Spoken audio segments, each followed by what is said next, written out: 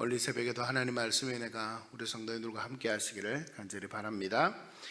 7장의 로마서에 지난주에 우리가 특별 새벽 기도였기 때문에 함께 로마서가 계속되고 있는데 묵상을 하지 못했습니다. 이 7장 말씀에는 율법의 정당성에 대해서 계속해서 말씀하면서 그 안에서 율법 가운데서 우리가 바울 자신이 하나님의 은혜 가운데서 참 율법이 있음으로 말미암아 자신의 죄를 깨닫게 되지만, 그러나 그 율법에 참 따라서 미약해지고 죄의 종이 되어 살아가는 인간의 나약한 모습을 고백하고 있는 것을 보게 됩니다. 7절 말씀을 보시면, 오늘 본문 이전에 앞에 7절 말씀을 보시면 율법 없이는 죄를 알지 못한다, 이렇게 기록이 되어 있습니다. 그래서 율법이 정당하다는 겁니다. 그런데 문제는 뭡니까? 죄는 살아나고 나는 죽었다. 앞에 9절 말씀에 계속해서 이렇게 고백합니다. 율법이 있으니까 죄를 깨닫게 됩니다. 그러니까 율법이 있어서 죄는 알게 되는데 그 죄를 다스리며 살지 못하니 율법 때문에 죄는 살아나게 되고 오히려 나는 죽게 되는 결과를 낳게 되었다. 바울은 이렇게 설명합니다.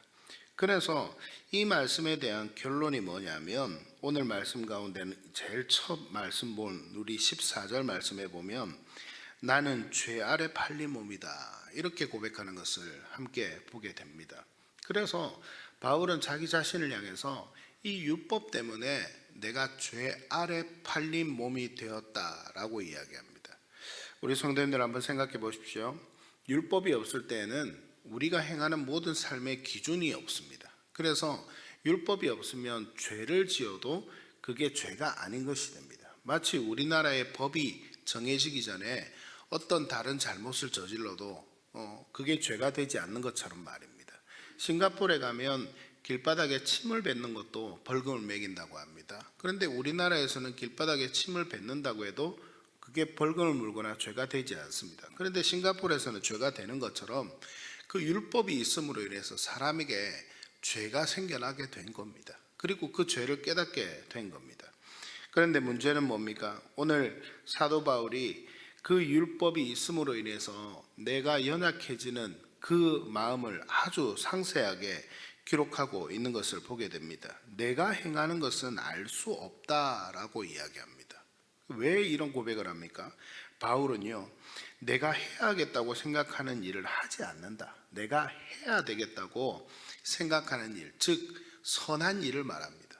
율법 가운데 살고 하나님의 말씀을 따르고 하나님의 뜻을 따라 행하는 것을 행해야 되는 줄 아는데 그것을 잘 행하지 않더라라는 것입니다. 자기의 모습을 돌아보니까. 그런데 반대로 해서는 안 되겠다고 생각하는 일을 자신이 하더라라는 겁니다. 오늘 말씀 가운데 명확하게 고백합니다. 이게 무엇 때문입니까? 이 해야 되겠다, 안 해야 되겠다, 이 기준이 무엇 때문에 생겨났다고요? 바로 율법 때문에 생겨난 겁니다. 그런데 그 안에 하나님을 믿고 나면 하나님의 백성이니 선한 욕심이 생겨나는데 그 선함을 따라 살아야 하지만 그 선함을 따라 살지 아니하고 반대되는 방향으로 내 삶이 자꾸 행하게 되더라라는 것을 바울은 고백합니다. 그래서 율법의 선함 때문에 이런 생각을 한다라고 고백하면서 나는 선하지 않다, 나는 죄인이다, 바울이 결국 이 고백을 하는 것입니다. 방금도 말씀드렸지만 바울은 다시 한 번 더 반복해서 이야기합니다. 원하는 선한 일을 행하지 아니하고 악한 일을 하기 때문에 나는 이런 존재다라고 자신의 연약함을 고백하고 있는 것이죠. 그래서 자신에 대해서 정의를 내립니다. 21절 말씀을 한번 보십시오. 21절에 보면 이렇게 말합니다. 그러므로 내가 한 법을 깨달았노니 곧 선을 행하기 원하는 나에게 악이 함께 있는 것이로다. 선을 행하기를 원하는데 악이 함께 있다는 겁니다. 그러면서 속 사람은 하나님의 법을 즐거워한다. 계속 같은 이야기입니다. 속 사람은 하나님의 법을 즐거워한다. 그런데 육신은, 즉 반대말로 겉사람이라고 표현할 수도 있을 것 같습니다. 이 겉사람은 죄의 법의 포로가 되었다, 이렇게 바울은 지금 고백하고 있습니다. 속사람은 하나님의 법을 즐거워하는데 겉사람은 죄의 법의 포로가 되어 있다, 이렇게 말합니다. 그러니 자신의 삶이 항상 겉으로 드러나는 모습은 어떤 모습입니까?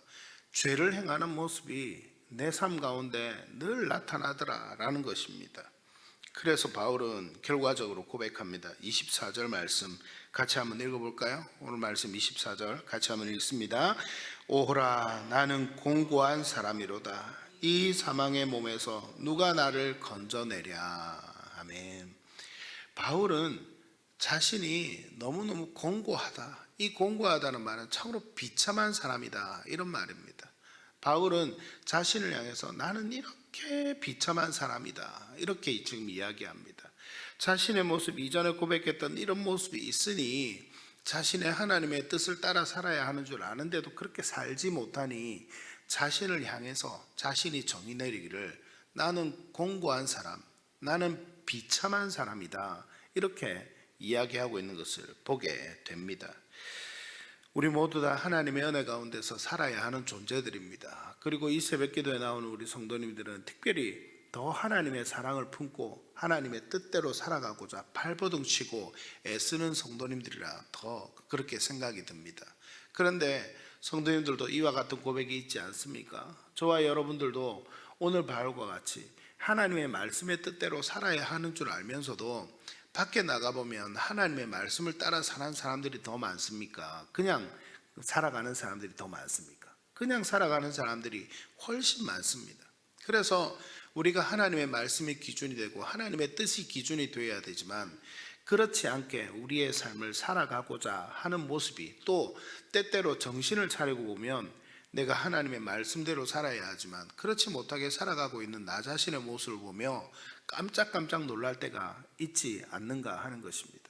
그런 모습을 생각하면서 우리가 새벽기도에 나오면 바울과 같은 고백을 어쩌면 매일매일 하고 있는지 모릅니다. 나는 공고한 사람이구나. 나는 정말 불쌍한 사람이구나.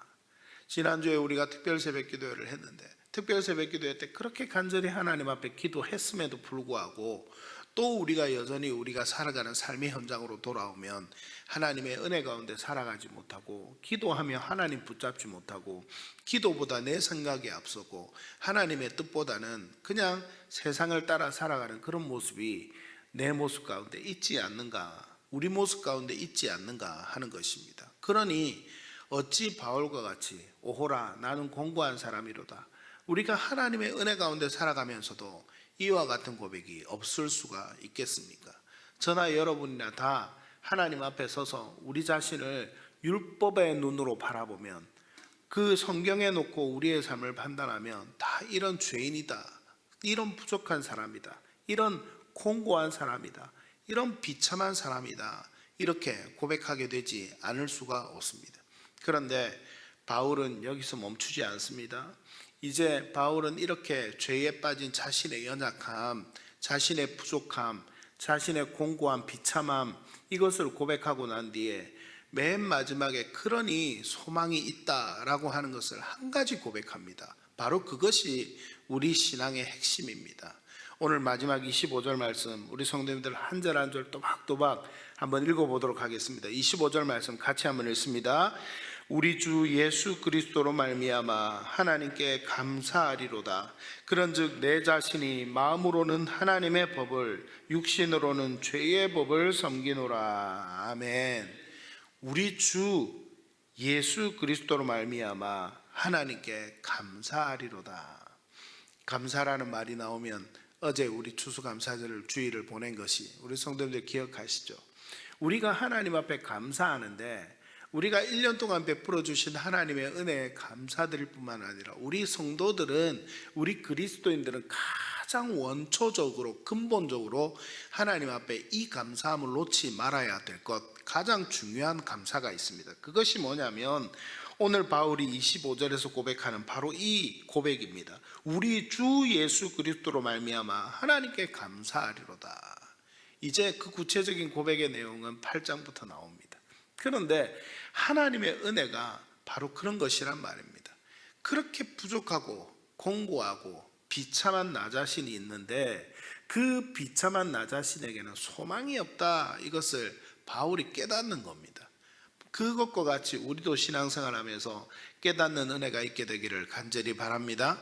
하나님의 은혜 가운데 살아가는 우리의 연약한 모습도 우리의 모습만 살아가면, 우리가 율법 안에서 우리 자신을 조명해서 들여다보면 우리는 여전히 하나님 믿지만 죄 아래에 있는, 죄 아래 살아가는, 그리고 죄악과 벗삼아 살아가는 그런 연약한 사람의 모습일 뿐입니다. 사랑하라 하지만 여전히 미워하고, 하나님의 은혜 가운데 나아가야 하지만 은혜 가운데 나아가지 못하고, 양보하고 섬기며 살아야 하지만 여전히 섬김받기 좋아하고, 그런 세상적인 모습들이 다 남아있음에도 불구하고 하나님 은혜 가운데 우리가 찬송하며 나아갈 수 있는 것, 감사하며 나아갈 수 있는 것, 그것이 무엇 때문이라고요?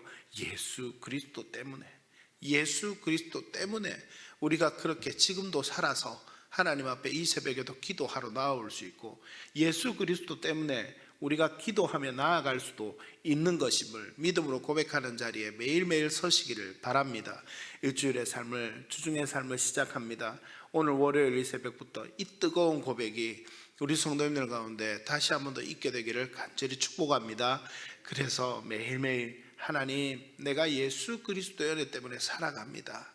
다른 사람들을 바라보면서 부족함 때문에 비판할 때에도 하나님, 예수 그리스도 때문에 나를 용서해 주시고 나를 품어주셨는데 다른 사람도 더 이해하며 살아갈 수 있는 삶이 될 수 있도록 도와주십시오. 기도하면서 그렇게 이번 한 주간의 삶을 우리 주 예수 그리스도라 고백하는 이 바울의 고백이 바로 우리 성도님들의 고백이 되는 축복이 함께하게 되기를 간절히 축복합니다. 축복합니다.